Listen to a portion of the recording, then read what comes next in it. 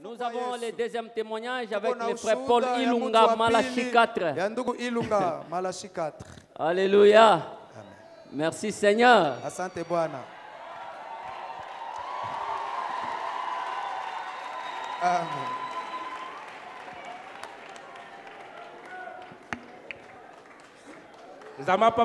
Amen, amen. Je viens témoigner de ton Dieu de Bethel. Moi, je viens de quelque part. Mimi natoka fasi fulani. Je viens maintenant d'expérimenter votre Dieu. Voilà pourquoi je viens témoigner. Que Dieu vous bénisse. Alors, quand je suis arrivé ici, en provenance de Kinshasa, on m'avait envoyé à Chomia. J'ai passé là-bas 6 mois. Un mois, les premiers mois, j'ai commencé à souffrir de la rime. 1 mois, tout un mois. 2 mois, 2 mois. 3 mois, 3 mois. 4 mois, 4 mois. Et ça ne finissait pas. Je me suis soigné de toutes les manières. Alors, il n'y avait pas de suite favorable. 6 mois et coquille. Après 6 mois, mon épouse et mes enfants m'ont rejoint. Et je m'étais dit que je ne pouvais pas rester avec ma famille à Chomia. On était retourné ici à Bunia. Il m'avait dit que cette maladie appartient au Hema et ça l'air. Maintenant, comme toi, tu as vécu ici, le reste est au Bakisat. Vous-même, vous pouvez ajouter. Alors, il y avait de la morve sans fin. Je ne pouvais pas sortir avant de me contrôler. Je devais avoir avec moi des papiers mouchoirs à chaque moment. Et j'avais même honte de sortir. Un jour, j'étais quelque part ici un jour. Le pasteur était ici à la chaire ici un certain mercredi.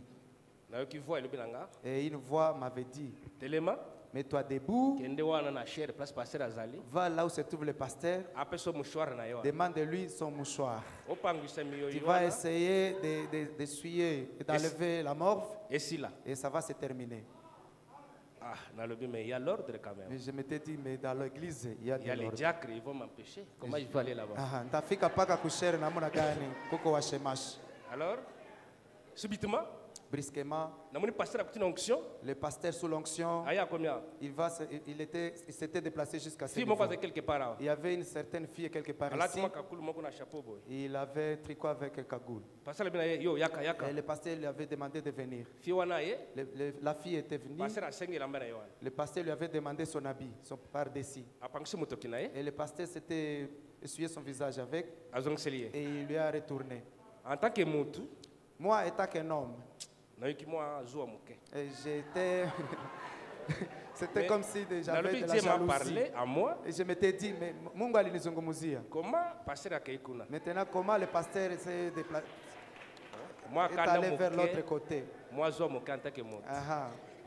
Comme un humain, j'avais. Mais je continue toujours à garder ma foi. Mais n'endelea kuchunga imani yangu. Alors? J'ai vu les gens commencer à venir, va et vient, commencer à jeter leurs mouchoirs ici. J'étais là calme. Moi, si un frère Ovid de Béa, l'épouse du frère Ovid Béa était là. Et aussi, elle aussi était sortie pour venir. Elle avait donné son mouchoir au pasteur. Le pasteur avait fait ce qu'il pouvait faire, il a retourné. Quand la sœur est arrivée quelque part là-bas, j'ai entendu encore une voix me disant, prends maintenant ton mouchoir à toi. Fais toucher le mouchoir de la sœur et essuie ton visage. J'ai fait ce que la voix m'avait dit. Et directement, gloire à Jésus. Amen. Et si la morve là était finie. Ça, c'est mon expérience personnelle avec l'église de Bethel. Ne négligez pas ce qui se passe ici.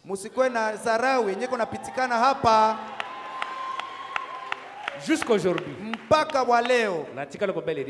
Je ne suis plus jamais tombé malade de la rime. Deuxième témoignage. Ushuhuda ya pili. Quand mon épouse et mes enfants sont venus, j'ai travaillé à l'Inibu. On m'avait fait un matelas sur lequel je pouvais dormir. J'ai passé la nuit là à l'Inibu et on a trouvé une maison quelque part. 2 semaines après, déménagé. 2 semaines plus tard, l'Inibu m'avait demandé son matelas. Nous étions dans une maison qui n'était pas pavée.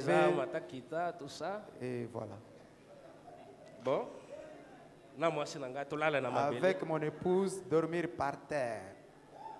Ce n'était pas facile.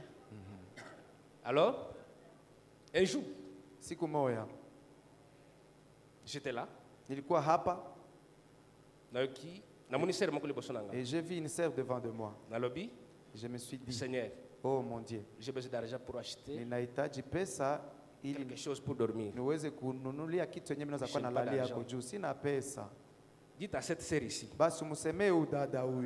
qu'il me donne $200 pour acheter la matelas pour ma femme. Je n'ai pas dit à la sœur, c'est moi-même qui parlais. Je suis rentré chez moi. C'était dimanche. Lundi. Mardi. Le téléphone est sonné. Et le téléphone a sonné. Nathalie Boye, numéro inconnu. En regardant comme ça, c'était un numéro que je ne connaissais pas. J'ai décroché le téléphone. Allô, Ilunga Boni. Et quelqu'un m'a appelé. Ilunga, comment ça va? Ça va bien. Est-ce où es-tu? Je suis à la maison. Compte na Rawbank? Et il m'a posé la question de savoir si j'avais un compte au niveau de la banque Rawbank. J'ai dit oui. Et je lui ai posé la question de savoir s'il était qui. Il m'a dit ça ne te regarde pas. Donne-moi seulement votre numéro. Moi, je n'ai pas douté. J'ai donné mon numéro de compte. Parce que j'ai ça dans ma tête. Et après, 20 minutes après, le téléphone a sonné, message Nathalie. J'ai vu dans mon téléphone un message entré. $200. $200 déjà entré. Ah. Alors, j'ai parlé à mon épouse. On vient de me faire $200. Ça se trouve à la. Et il m'a demandé c'est en provenance de qui. J'ai dit je ne sais pas. Je n'ai pas d'abord vérifié. Je suis arrivé à la Rawbank. $200. J'ai récupéré mes $200. Et j'avais dit à mon épouse, je vais t'acheter un gros matelas. Et j'ai acheté les gros matelas. Je suis rentré à la maison et j'ai appelé le numéro qui m'a envoyé de l'argent. Et jusqu'aujourd'hui, ce numéro-là ne passe jamais. Frère, là c'est pelaté. Mais bien aimé, pourquoi ne pas se réjouir avec le Dieu de Bethel, le Dieu de Jacques Ben Bilombe? Vraiment, pourquoi ne pas se réjouir? Alors, on chantera un chant lorsque le pasteur sera là. Nous applaudissons le Seigneur. Merci beaucoup. Que Dieu soit loué. Gloire à Dieu. Gloire au Seigneur. Merci pour ces témoignages. Nous sommes reconnaissants pour cela.